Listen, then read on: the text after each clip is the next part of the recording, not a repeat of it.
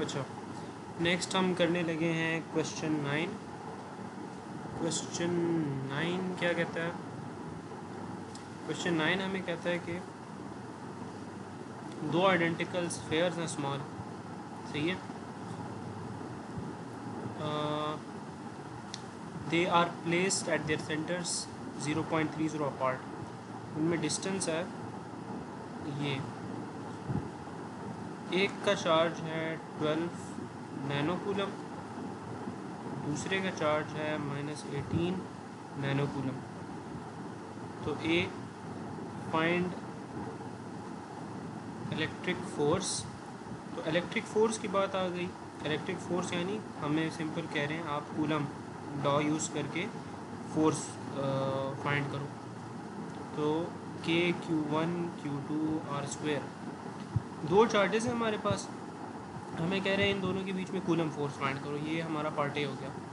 तो के की वैल्यू पुट की हमने, Q1 की वैल्यू पुट की जो कि 12 मल्टीप्लाई बाई 10⁻⁹। फिर उसके बाद इसको जो है ना, अब ये नेगेटिव यहाँ पे चार्ज है, लेकिन इसको हम मॉडुलस में कंसिडर करेंगे पॉजिटिव। और नैनो है, नैनो का मतलब होता है 10⁻⁹, सही है। इस सब को डिवाइड करेंगे आर के स्क्वायर के साथ। आर हमें गिवन है, बिल्कुल गिवन है, तो ये हमारे पास हो गया आर। अब इस सब को हम बस कैलकुलेट करेंगे तो आंसर आ जाएगा कूलम फोर्स, जो कि इक्वल है 2.16 मल्टीप्लाई बाय 10⁵ के, ठीक है। इसके बाद पार्ट बी जो है, पार्ट बी हमसे कहता है कि the spheres are connected by a conducting wire.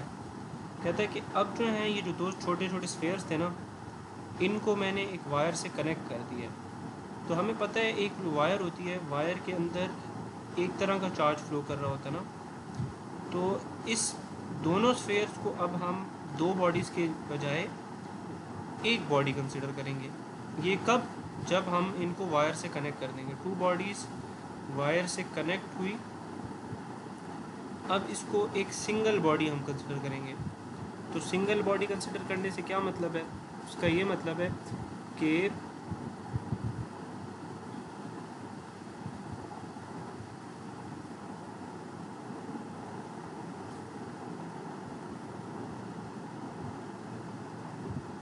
हाँ, Q net is equal to Q1 plus Q2। अब सिंगल बॉडी हम कंसिडर कर रहे हैं, तो उसके लिए हम ये करते हैं कि दोनों को ऐड कर लेते हैं। तो Q1 हमारे पास है 12, Q2 हमारे पास है -18, इससे आ गया -6 नैनो कूलम। अब ये जो है हमारे पास चार्ज है कब? जब हमने दो बॉडीज़ को वायर से कनेक्ट किया, ये पार्ट बी में, ठीक है। अब हम फिर नेक्स्ट क्या करते हैं हमारे पास हम फिर कूलम फोर्स अब फिर से फाइंड करते हैं आफ्टर कनेक्टिंग देम टुगेदर, ठीक है। तो जो क्यू के है वो है 9 मल्टीप्लाई बाई 10⁻⁹। अब Q1 और Q2 यहाँ पे दो चार्जेस है ना, लेकिन मैं यहाँ पे लिख रहा हूँ Q, सही है, Q। या तो हम इस तरह भी कर सकते हैं कि Q को पहले दो पार्ट्स में स्प्लिट करें। ये Q मैं कह रहा हूँ दो पार्ट्स में स्प्लिट करें, क्योंकि कूलम लॉ हमें कहता है कि दो चार्जेस Q1 और Q2, तो हमें दो चार्जेस चाहिए, लेकिन Q तो एक ओवरऑल चार्ज की बात हो रही है ना। तो अगर हम -6 नैनो कूलम जो कि हमारा Q है, इसको दो चार्जेस में स्प्लिट करें तो ये बन जाएगा 3 नैनो कूलम और 3 नैनो कूलम। तो यहाँ पे हम ऐसे भी लिख सकते हैं कि 3 नैनो कूलम और 3 नैनो कूलम, ठीक है। या अगर हम -6 नैनो कूलम लिखते हैं तो वो भी सेम ही बात है। तो इसको अब वैल्यूज़ पुट कर दो। अब Q हमारे पास जो है वो है -6 नैनो कूलम, लेकिन इसको हम जैसे मैंने ऊपर कहा था मॉडुलस में लेते हैं। तो मॉडुलस क्या होता है? मॉडुलस यही होता है कि आप उसे नेगेटिव दो, पॉजिटिव आपको दे देता है। उसके अलावा यहाँ पे 0.03, तो आपके पास आंसर आ जाएगा सिंपल बी का, ठीक है। तो ये आपका पार्ट बी हो गया, ये आपका हो गया पार्ट बी, सही है। अब दूसरा कौन सा क्वेश्चन करेंगे? 10 मैं स्किप कर रहा हूँ, 11th करते हैं। 10th मुश्किल सा है काफ़ी। 11th, हाँ ये वाला 11th भी सर ने क्विज़ में दिया था।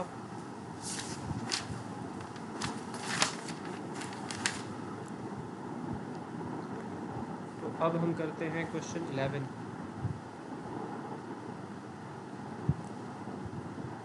क्वेश्चन 11 हमें क्या कहता है? क्वेश्चन 11 हमें सिंपल ये कहता है ना कि एक हाइड्रोजन, एक इलेक्ट्रॉन है, वो मूव कर रहा है इस तरह ऑर्बिट में, और सेंटर में हमारा पड़ा हुआ है एक प्रोटॉन, यहाँ पे प्रोटॉन पड़ा हुआ है। तो हमें फाइंड क्या करना है? हमें फाइंड करनी है electric force. Electric force, electric force on each particle. तो ये पार्ट ए। तो अगर बीच वाला प्रोटॉन है और ये इलेक्ट्रॉन है, ठीक है, और इलेक्ट्रिक फोर्स फाइंड करनी है, तो फोर्स के लिए हमें पता है कूलम लॉ यूज़ होता है। तो K Q1 Q2 R का स्क्वायर। तो अब K जो है 9 मल्टीप्लाई बाई 10⁻⁹ हो गया। Q1 जो है हमारे पास, अब इलेक्ट्रॉन का जो चार्ज होता है वो होता है 1.6 मल्टीप्लाई बाई 10⁻⁹, और प्रोटॉन का चार्ज होता है वो भी होता है 1.6 मल्टीप्लाई बाई 10⁻⁹। ठीक है, डिवाइड करो इस सब को R के स्क्वायर के साथ। अब R का स्क्वायर मिसिंग है, ये भी हमें क्वेश्चन में दिया हुआ है। क्वेश्चन में दिया हुआ है जो कि है 0.529 मल्टीप्लाई बाई 10⁻⁻10 और इसका स्क्वायर। ठीक है, सारी वैल्यूज़ हमने पुट कर दी। कूलम लॉ अगर हम कैलकुलेट करें, इलेक्ट्रॉन जो प्रोटॉन पे डालता है या प्रोटॉन जो इलेक्ट्रॉन पे डालता है, दोनों सेम ही चीज़ होगी। क्यों सेम ही चीज़ होगी? क्योंकि देखो दोनों 1.6 है, तो दोनों के केस में सेम यही चीज़ हो रही है। तो आप इसमें से कुछ भी कैलकुलेट करो, सिंपल एफ भी लिख के कैलकुलेट करते हो ना, सेम ही होगा। तो इससे हमारे पास आंसर आ जाएगा इलेक्ट्रिक फोर्स का एफ ई, अगर आप कैलकुलेट करो इसे। ये हो गया पार्ट ए। अब पार्ट ए का हमारा आंसर आया है 8.22 मल्टीप्लाई बाय 10⁸8 न्यूटन। ये क्वेश्चन 11th है, ठीक है। उसके बाद अब इसका पार्ट बी करते हैं। तो इसके पार्ट बी में हमें क्या कह रहे हैं? इसके पार्ट बी में हमें कह रहे हैं कि if the force causes the centripetal acceleration of the electron, what is the speed of the electron. कहते हैं कि आपको फोर्स मिल गई, अब इस फोर्स की वजह से सेंट्रीपिटल एक्सेलरेशन क्या होगी। तो हमें पता है सेंट्रीपिटल एक्सेलरेशन को हम डिनोट करते हैं AC से, और इसका अपना फार्मूला है। इसका ये फार्मूला है कि mv² divide by r, sorry force की वजह से वेलोसिटी क्या होगी। ठीक है, तो अब फोर्स हमने कैलकुलेट कर ली, वेलोसिटी हमें चाहिए, और ये हमारे पास फार्मूला है सेंट्रीपिटल फोर्स का, सेंट्रीपिटल फोर्स। तो वेलोसिटी अभी चूँकि हमें चाहिए, तो सिंपल वेलोसिटी के लिए रीअरेंज कर लो इसको। तो Fcr mv² mv² is equal to Fcr m, और ये वेलोसिटी के लिए हमारे पास आ गया फार्मूला। अब इस फार्मूले में हमने क्या पुट करना है? Fc जो कि हमारे पास है, ये हमने फाइंड की ऊपर। R जो कि क्वेश्चन में हमें गिवन है, रेडियस ये वाला R, ठीक है, ये हमें गिवन है। और मास किस चीज़ का?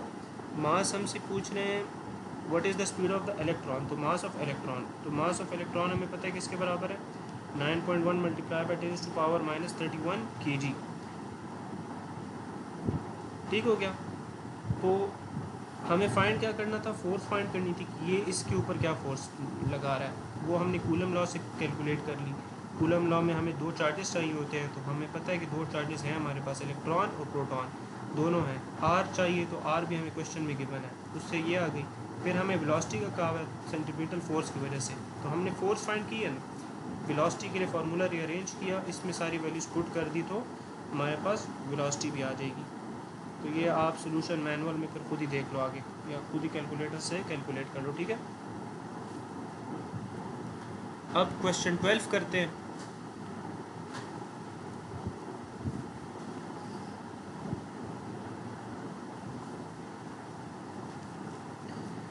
अब अगर क्वेश्चन हम 12 करते हैं ना, तो क्वेश्चन 12 हमें क्या कह रहा है कि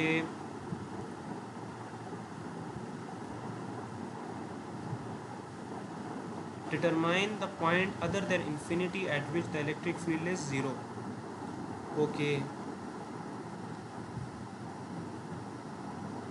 तो एक ऐसा पॉइंट एट इंफिनिटी के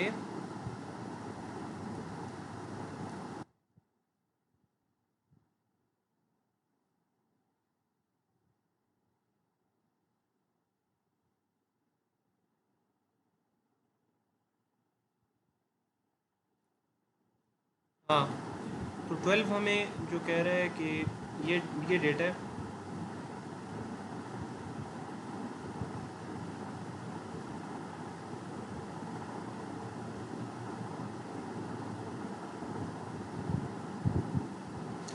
दो चार्जेस हैं हमारे पास, ये दो चार्जेस हैं, ठीक हो गया। अब हमें एक ऐसा पॉइंट ढूंढना है कि जिस पे इलेक्ट्रिक फील्ड ज़ीरो होगी। तो अगर हम खुद ही थोड़ा सा सोचें, इलेक्ट्रिक फील्ड है ना, तो सबसे पहले तो इलेक्ट्रिक फील्ड का फार्मूला क्या होता है? इलेक्ट्रिक फील्ड का फार्मूला होता है E इज़ इक्वल टू के क्यू आर का स्क्वायर, ये फार्मूला होता है। और अब हमें इन दोनों के बीच में ऐसा पॉइंट ढूंढना है कि जहाँ पे इलेक्ट्रिक फील्ड ज़ीरो, या ये पॉइंट जो है या तो राइट पे भी हो सकता है या तो लेफ़्ट पे भी हो सकता है। क्या मतलब? तीन पॉसिबिलिटीज़ हैं हमारे पास। या तो ये जो पॉइंट है जिस पे इलेक्ट्रिक फील्ड ज़ीरो है, इन दोनों के बीच में, या इस चार्ज के राइट पे है, या इस चार्ज के लेफ़्ट पे है। समझ आ रही है? तो अब वो हमें देखना पड़ेगा कि कौन सा पॉसिबल है। तो उसके लिए हम क्या करते हैं, उसके लिए हम ये करते हैं कि पहले इसकी इलेक्ट्रिक फील्ड लेते हैं और फिर इसकी इलेक्ट्रिक फील्ड लेते हैं। तो अगर हम इसको चार्ज 1 कह दें, इसको चार्ज 2 कह दें, तो E1 इज़ इक्वल टू के क्यू आर स्क्वायर। तो के हमारे पास है 9 मल्टीप्लाई बाई 10⁻⁹, क्यू हमारे पास है 2.50 मल्टीप्लाई बाई 10⁻⁻⁶, आर हमारे पास पता है 1 मीटर का स्क्वायर। या सिंपल आप कह दो, वो जो पॉइंट जिस पे इलेक्ट्रिक फील्ड ज़ीरो है और इस चार्ज के बीच में, अब वो पॉइंट कहीं पे भी हो सकते हैं, यहाँ पे भी हो सकते हैं, यहाँ पे भी हो सकता है।